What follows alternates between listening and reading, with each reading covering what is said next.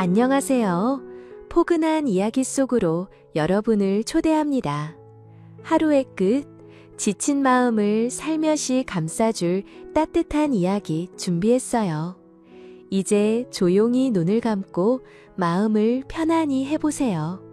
잘 자는 그 순간까지 제가 함께 할게요. 소중한 뇌. 우리 몸의 기관 중에는 무엇 하나 소중하지 않은 것이 없죠. 그 중에서도 온 몸을 조정하는 뇌는 우리 몸에서 특히 중요한 부분이랍니다. 그렇다면 우리 친구들은 뇌가 하는 일을 잘 알고 있나요? 오늘 신나는 동화여행 속에서 우리 몸의 사령탑, 뇌의 비밀을 알아보러 가볼까요?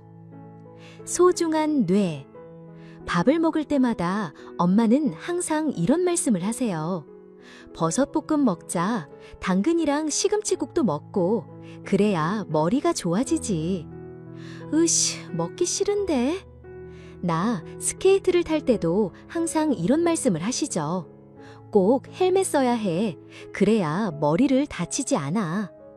우리 몸에서 머리는 정말 중요한가 봐요. 엄마가 항상 머리 하시는 걸 보면 말이에요. 그런데 그만 사고가 났어요. 인라인 스케이트를 타다가 넘어진 거예요.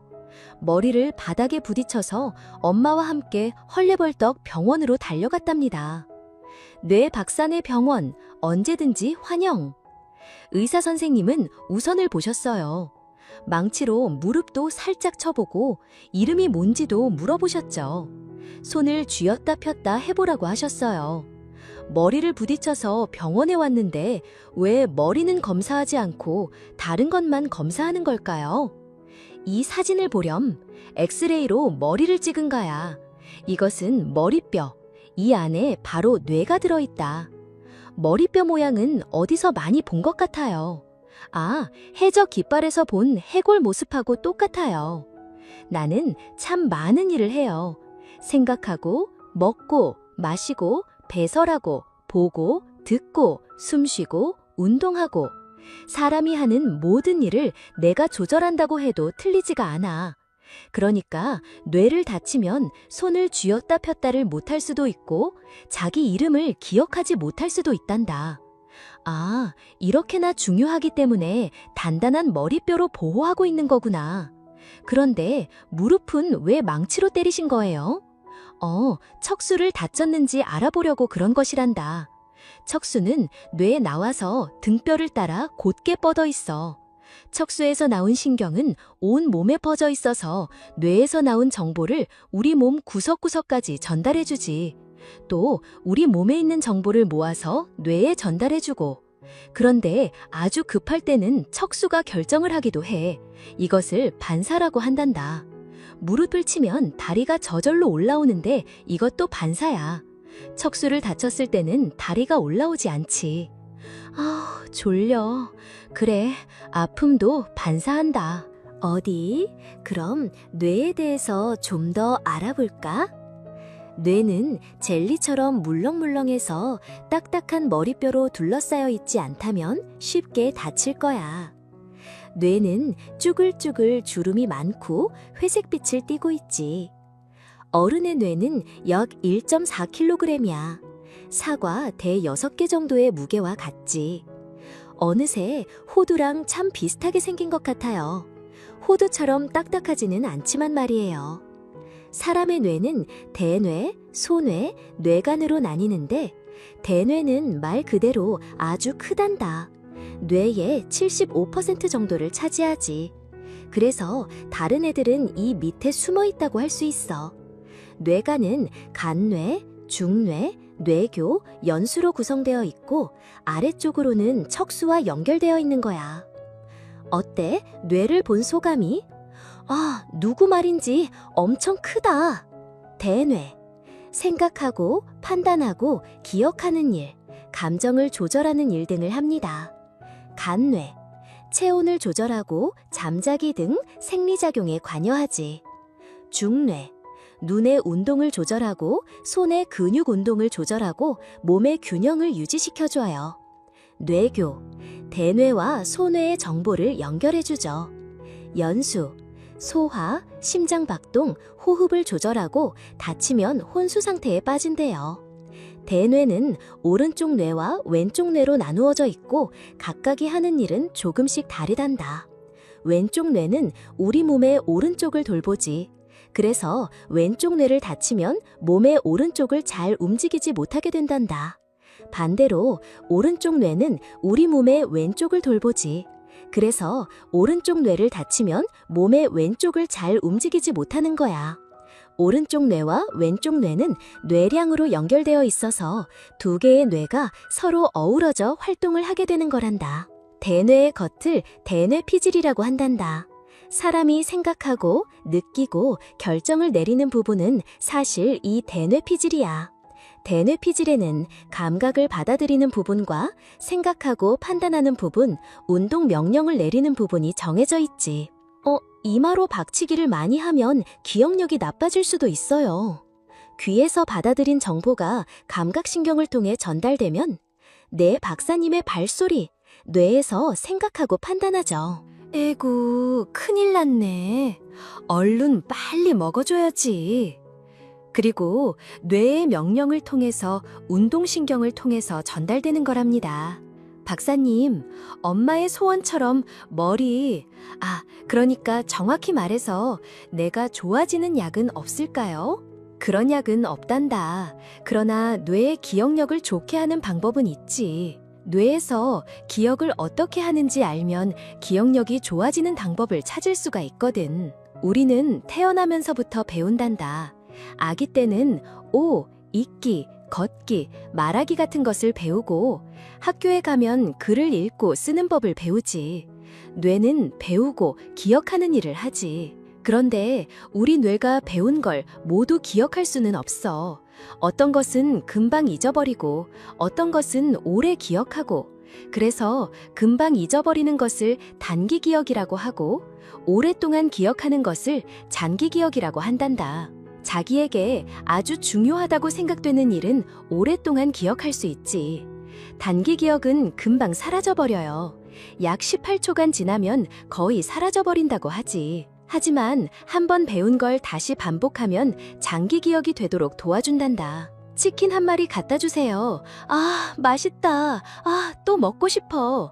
전화번호는 내 머릿속에 있다고. 잠을 잘 자는 것도 기억에 도움을 준단다. 우리가 잠을 자는 동안 뇌는 그동안 받은 정보를 정리하기 때문이야. 잠을 자는 동안은 죽은 듯 보이지만 심장도 뛰고 숨쉬기, 운동도 일어나지. 물론 뇌도 활동을 하고 말이야. 우리가 꿈을 꾸는 것도 뇌가 활동한 결과란다. 너 설명 다 말고 자는 거냐? 기억력을 날려고요. 박사님 말씀을 듣고 나니까 우리 몸은 어느 것 하나 소중하지 않은 것이 없는 것 같아요. 하지만 그 중에서도 내가 가장 소중한 것 같아요. 내가 없으면 아무것도 할 수 없으니까요. 이제부터 인라인 스케이트를 탈 땐 꼭 모자를 쓸 거라고요. 우리가 보고, 듣고, 맛보고, 숨쉬고, 자는 일들이 모두 뇌를 통해서 이루어진다는 걸 알게 되었어요. 그만큼 우리 몸에서 소중한 부분이기 때문에 뇌를 다치지 않게 조심하는 것도 아주 중요한 일이겠죠. 우리 친구들이 자전거를 타거나 인라인 스케이트를 탈 때 머리를 보호해주는 헬멧을 꼭 착용하고, 친구들끼리 놀 때도 머리를 다치게 하는 위험한 행동은 늘 조심하도록 하세요. 먹는 이야기. 띵동. 와, 피자다. 지원이와 병관이가 앞다퉈 문을 열었어요. 오늘 저녁은 피자랍니다. 한 달에 한 번 아빠가 저녁 약속이 있는 날에 지원이네는 저녁밥 대신 피자를 먹어요. 아빠가 피자를 싫어하셔서 안 계실 때만 시켜 먹는 거죠. 띵동. 아빠다. 아빠가 들어오셨어요.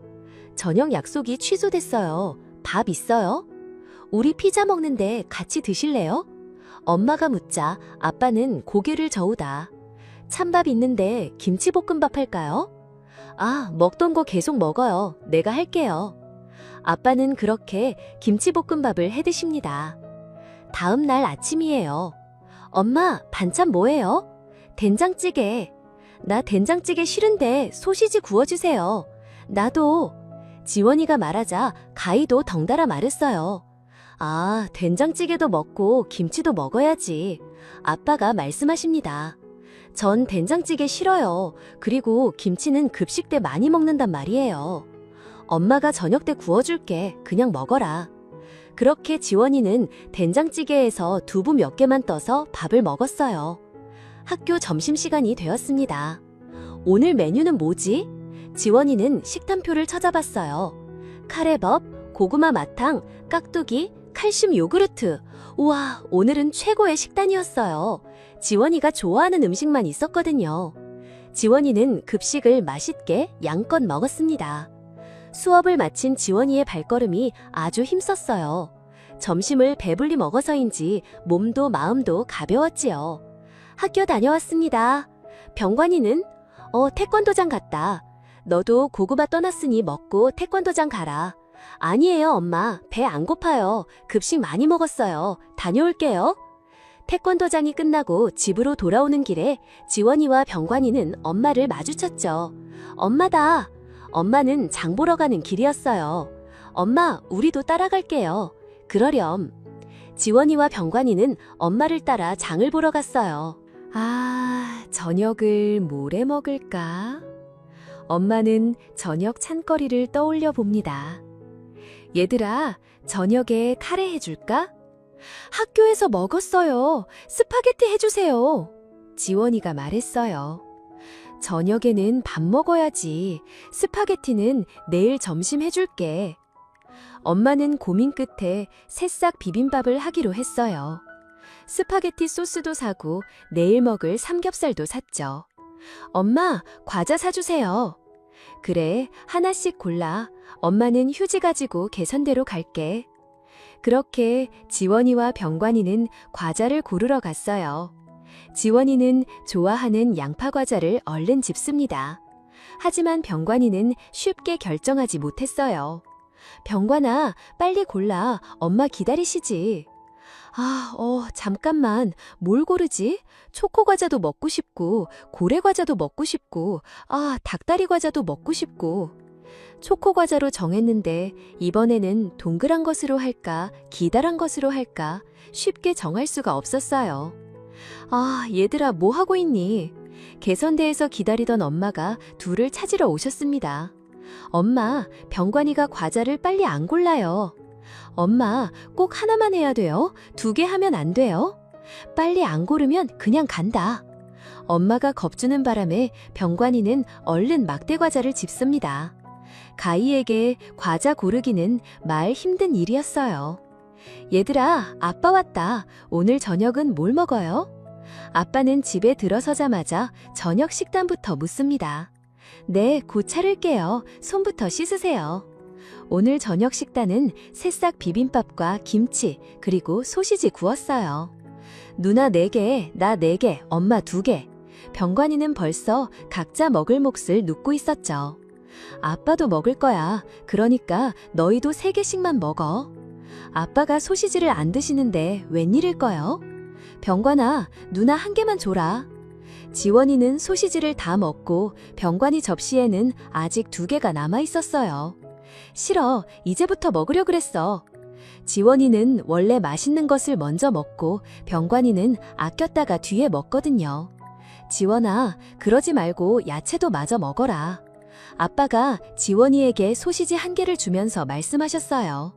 급식에서 많이 먹었어요. 지원이는 얼른 소시지만 집어먹고 벌떡 일어났죠. 아빠가 뭐라고 하려 하자 엄마가 얼른 눈짓을 하며 말렸습니다. 엄마는 설거지를 끝내고 아빠와 차를 마십니다. 여보, 지원이에게 먹는 것 같고 너무 뭐라 하지 마세요. 엄마가 아빠에게 말을 건네요. 야채도 잘 안 먹고 게다가 살도 찐 것 같아서 그러지 자기도 잘 알고 있어요. 그렇지 않아도 살이 쪄서 고민이요. 그러니까 야채도 맛있게 먹을 수 있도록 요리해줘야지. 저는 못해요. 당신이 배워서 해주세요. 엄마와 아빠 사이의 대화는 여기서 딱 멈췄어요. 아빠는 방에 들어가 컴퓨터를 켜고 검색창에 야채 잘 먹게 하는 법을 쳤어요. 거기에는 이렇게 써 있었죠. 아이에게 억지를 야채를 먹게 하지 마세요. 그러면 점점 더 싫어합니다. 야채를 잘게 썰어 볶음밥을 해주세요. 그러면 잘 먹습니다. 야채를 고기로 싸서 요리해주세요. 좋아하는 고기와 함께 먹을 수 있게 하세요. 하지만 이것은 모두 엄마, 아빠가 알고 있는 방법이었어요. 그런데 한 가지 새로운 게 눈에 띄었습니다. 텃밭을 가꾸세요. 스스로 키운 야채는 맛있게 먹습니다. 이렇게 말이죠. 밭 가꾸려면 주말 농장을 해야 하는데 그러면 휴일에 제대로 못 쉴 것 같고 아빠는 쉽게 결정하지 못했어요. 드디어 노는 토요일이에요. 엄마, 점심 뭐 먹어요? 지원이가 물었어요. 스파게티. 나는 짜장면 먹고 싶은데. 나도 스파게티는 별론데. 병관이와 아빠가 한마디씩 했습니다. 한 가지 하는 것도 번거로운데 이것저것 어떡해요? 엄마가 큰 소리를 치자 아빠와 병관이는 아무 말도 못했어요. 점심 설거지는 아빠가 합니다. 아빠는 아침에 있었던 일로 엄마의 눈치를 보고 있었어요. 또 된장찌개? 한 번에 먹을 만큼만 만들지. 아침에 어질 먹었던 된장찌개가 또 하게 오르자 아빠가 한마디 했거든요. 남은 걸 어떡하고 매번 3번찬을 만들어요. 엄마가 짜증 섞인 목소리로 대답했죠. 아빠는 아차 싶었지만 이미 엄마 마음은 상할 대로 상한 뒤였어요. 아빠는 지원이와 병관이 다리고 학교 운동장으로 놀러 나갔습니다. 엄마는 오랜만에 혼자 쉬시면서 텔레비전을 봤어요. 시계를 보니 벌써 5시. 금방 점심 먹은 것 같은데 벌써 저녁 때가 다가와요. 그래도 저녁 식단을 삼겹살로 정해놓아 여유가 있었죠. 준비도 간단하고 온 가족이 좋아하니 엄마 마음도 한결 가벼웠습니다. 엄마, 다녀왔어요. 지원이와 병관이가 아빠와 함께 들어옵니다. 배고프겠다. 빨리 씻어라. 저녁에는 삼겹살 먹자. 아빠, 지원이, 병관이 모두 좋아하는 표정이 되었어요. 아빠는 삼겹살을 굽고 아이들은 쌈을 싸서 맛있게 먹었죠. 저녁 설거지를 하면서 엄마는 또 생각합니다. 내일 아침은 뭘 먹지? 하루라도 안 먹고 살 수는 없나? 엄마는 그렇게 혼자 피식 웃고 맙니다. 책 먹는 여우. 책 먹는 여우 아저씨는 책을 좋아했어요. 좋아해도 아주 많이 좋아했죠. 그래서 책을 끝까지 다 읽고 나면 소금 한 줌 툭, 후추 조금 툭툭 뿌려 꼭꼭 먹어치웠죠. 이렇게 영화 아저씨는 책에서 지식도 얻고 허기도 채울 수 있었답니다. 하지만 여우 아저씨는 워낙 식성이 좋아서 코도 먹어도 여전히 배가 고팠어요. 하루에 적어도 3끼는 먹어야 했는데 책값이 좀 비싼가요? 가난뱅이라 책은 안고 살 수 없는 여우와 줄 수 있는 벌써 가구들을 모두 전당포에 맡겨버렸답니다.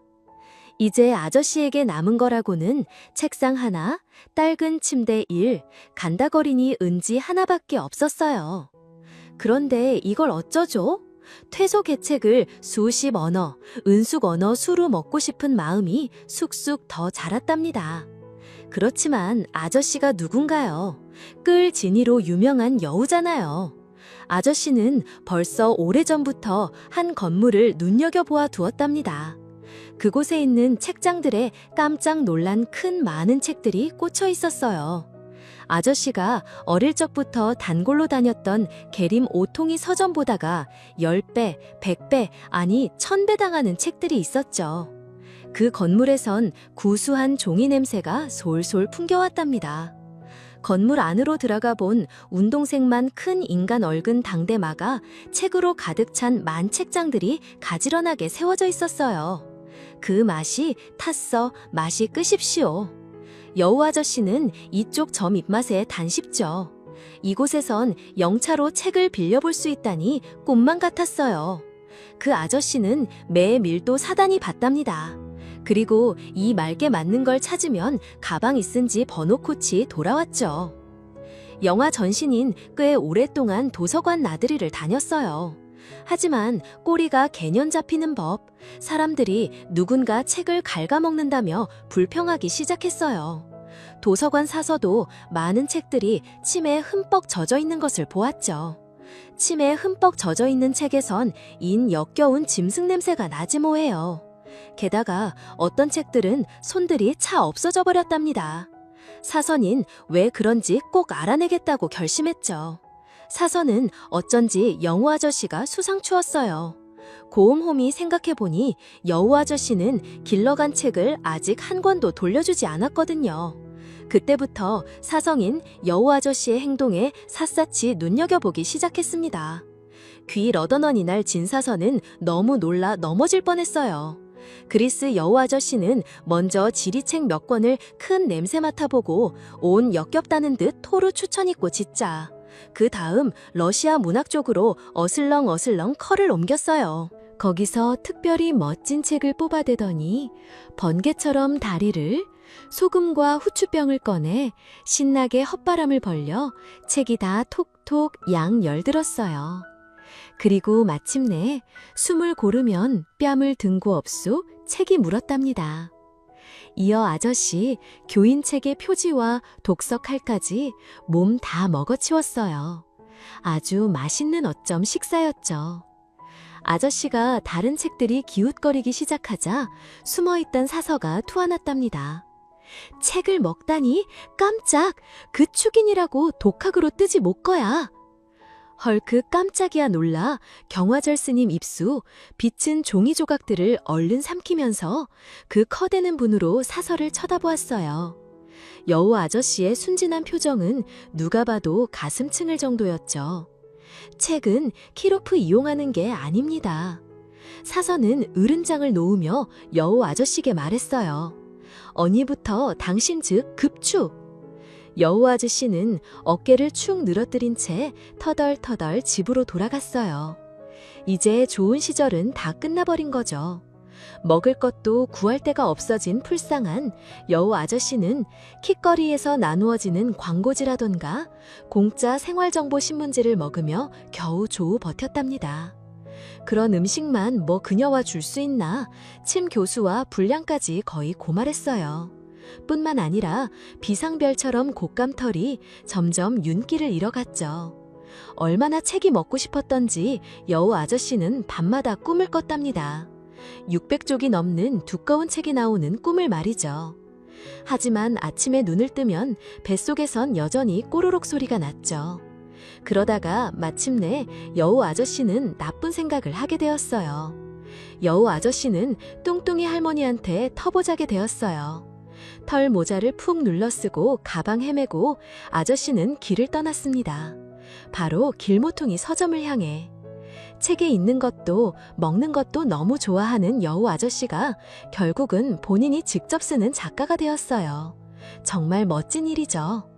여우 아저씨가 층마다 소금과 후추를 뿌려 자기만의 스타일로 책을 먹은 것처럼 우리 친구들도 책을 읽을 때 나의 생각이라는 양념을 넣어서 책을 감상해보면 참 좋을 것 같아요. 오늘도 함께 해주셔서 감사합니다. 이제 눈을 감고 포근한 꿈나라로 떠날 시간이에요. 좋은 꿈 꾸시고 편안한 밤 되세요. 안녕히 주무세요. 잘 자요.